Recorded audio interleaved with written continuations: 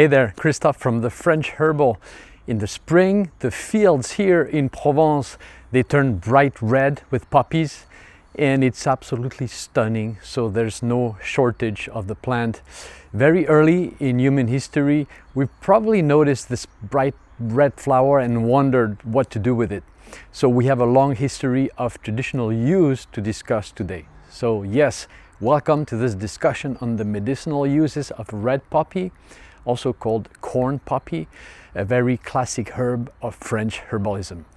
But before we start, a quick but important reminder: I am not a doctor, a pharmacist, or a licensed healthcare professional. The information shared in this video is for educational and informational purposes only, and it's not intended to diagnose, treat, or cure any conditions. It does not replace professional medical care, so always consult with your physician before starting any new herbal protocol, especially if you're pregnant, nursing, or taking medication. Okay, so first let's start with a bit of botanical information.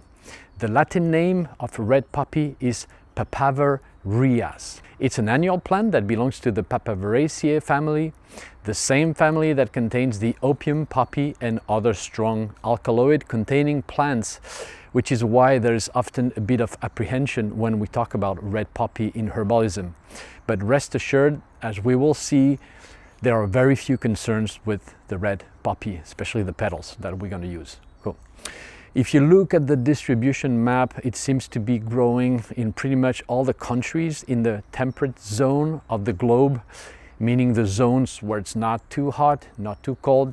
So much of Europe, North America, and a big part of South America as well. It grows quite abundantly in my region, southeast of France, in Provence, and it reseeds itself very easily. So once it decides that it's comfortable in your field, it will not go away anytime soon unless you use pesticides, of course, which is one of the reasons why it's in regression in cultivated fields. You can grow it very easily in your garden under the right conditions, of course. The plant prefers full sun and regular to poor garden soils. And if you have a wild, abundant patch in your garden in full sun, it may actually prefer that spot. Be warned.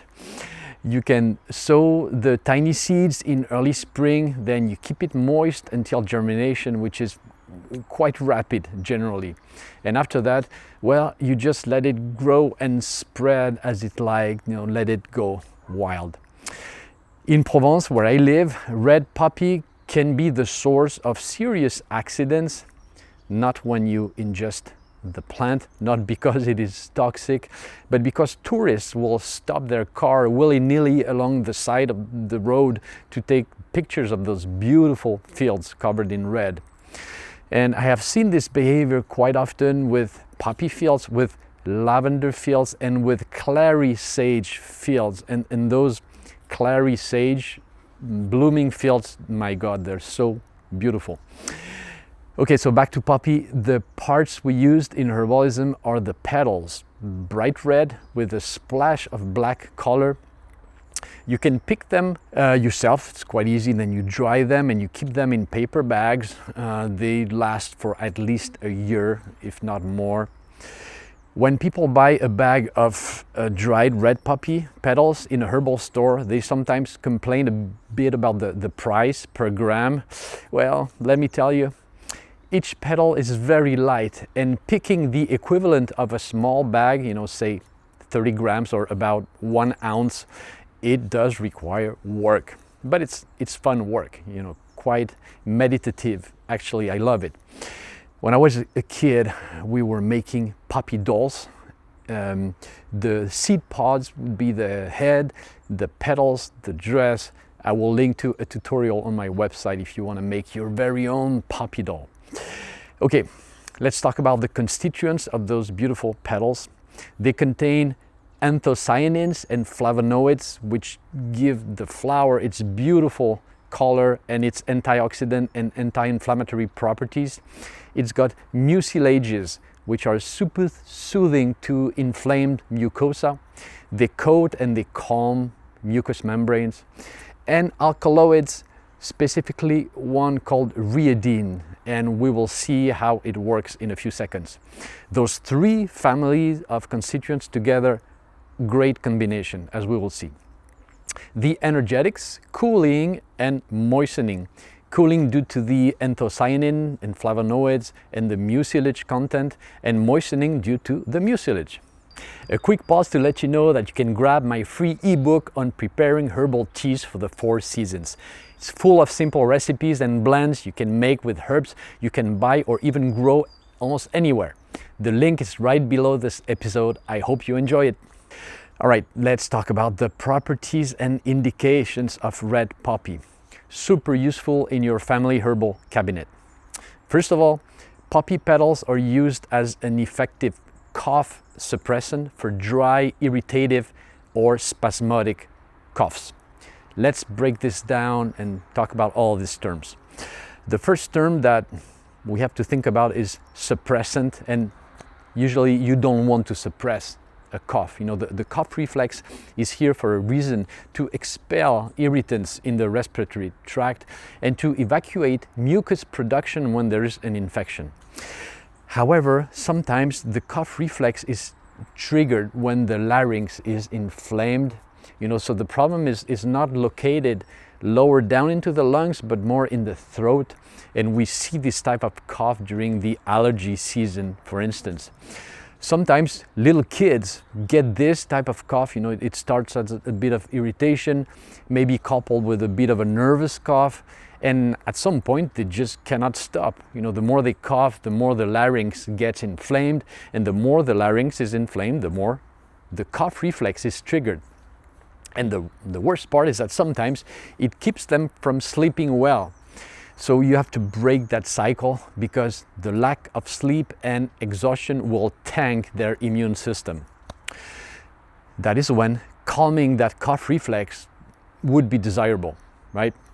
And see here, I'm not using the term cough suppressant, which is too strong for most of the plants we use in our practice.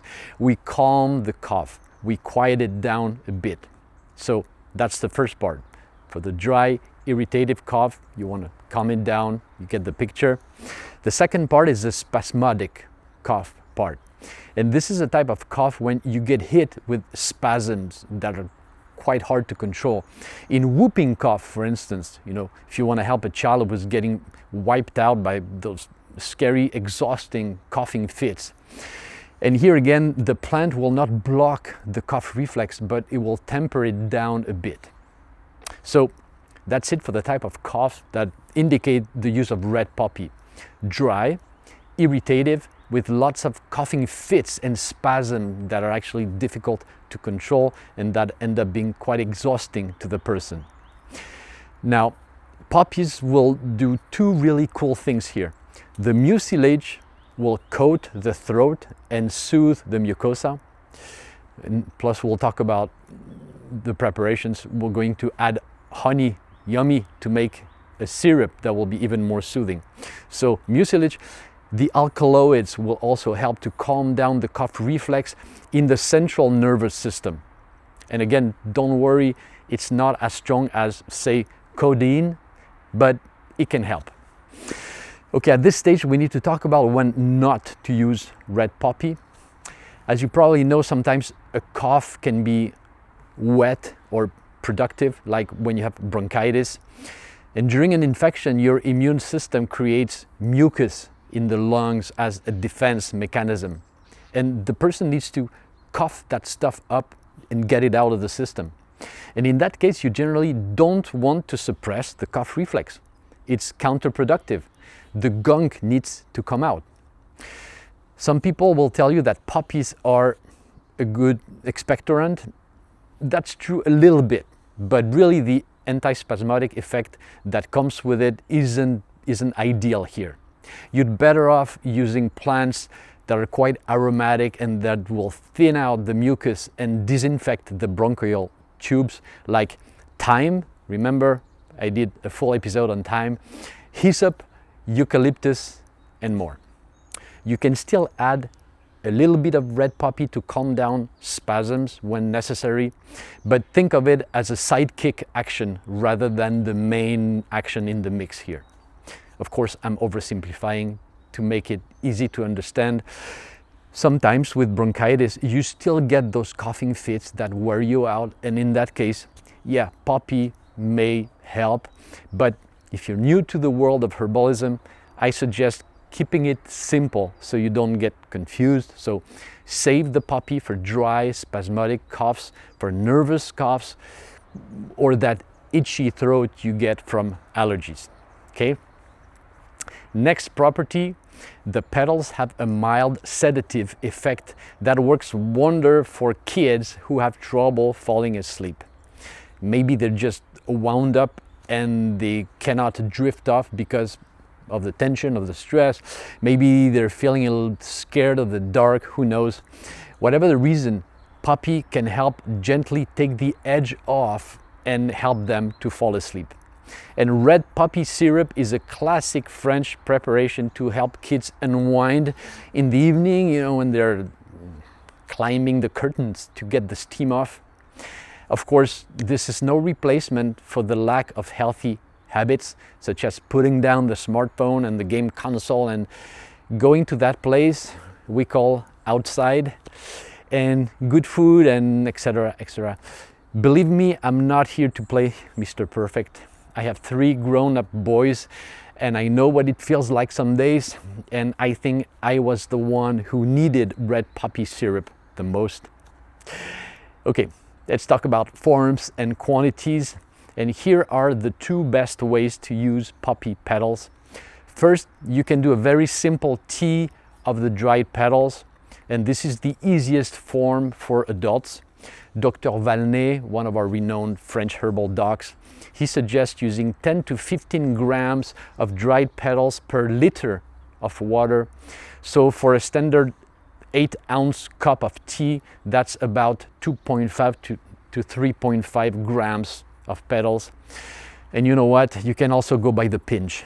Yeah, it's very inaccurate, but sometimes in the rush of daily life, the pinch can be quite handy. The tea will become very dark in color. This is normal. You want that. I've heard some people say that water is not the best solvent for the alkaloids part of the petals. Sure, but if you take into account the overall constituent profile with anthocyanins, with mucilage, and with alkaloids, overall hot water will do a pretty good job on those super thin, super fragile petals. It will get the stuff out, right? And the tradition tells us that those water-based preparations work just fine, and we will use them as the basis to prepare the syrup. Okay, so let's talk about the syrup. And here is a classical French recipe. And the syrup is the best form to use with kids, really. So here's how to make it. I'm giving you the proportions for 1 liter of water, which is about a quart for you American folks. But that doesn't mean you have to make such a large quantity. I would actually recommend starting with half of that or even a quarter of that, just to test it out, and so that you don't waste those precious petals. Plus, it's super easy if you need to make more. So anyway, here's for 1 liter, adjust as you see fit. So you use 60 grams, about 2 ounces of dried petal in 1 liter, about a quart, of cold water in a pot. You heat it up with the lid on until the water starts to simmer. When it simmers, you turn the heat off and you let it sit with the lid on for 3 to 4 hours.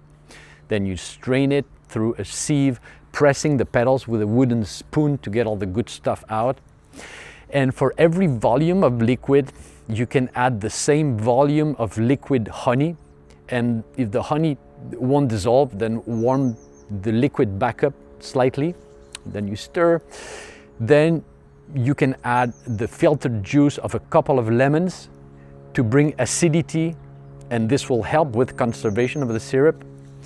Then you pour it into sterilized bottles and you keep it in the fridge. Generally, the syrup will keep for several weeks. And if you see some mold appearing at the surface, well, obviously it's time to toss it and make a fresh batch.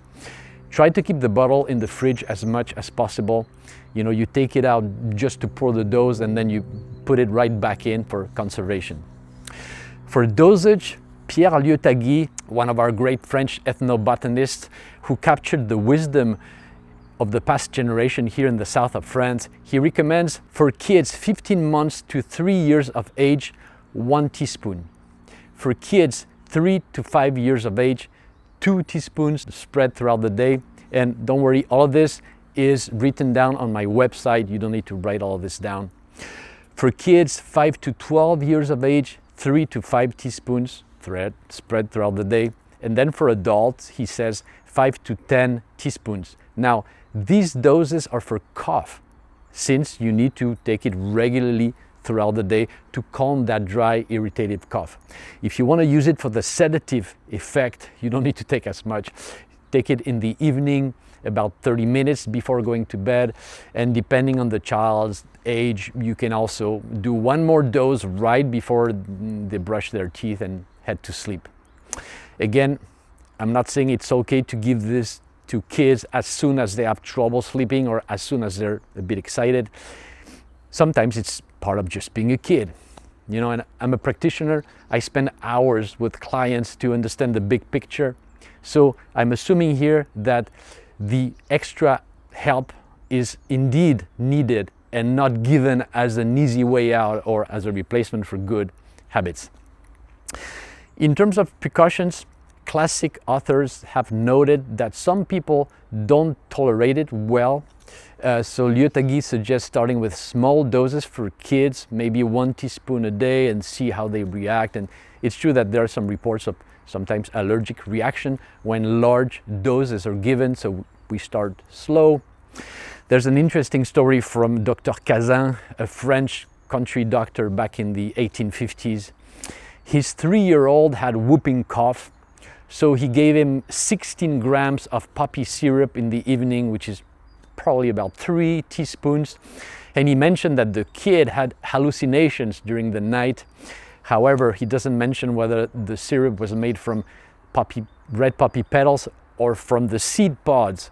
And the seed pods, they make a much stronger syrup. And some doctors have used seed pods in the past, back then.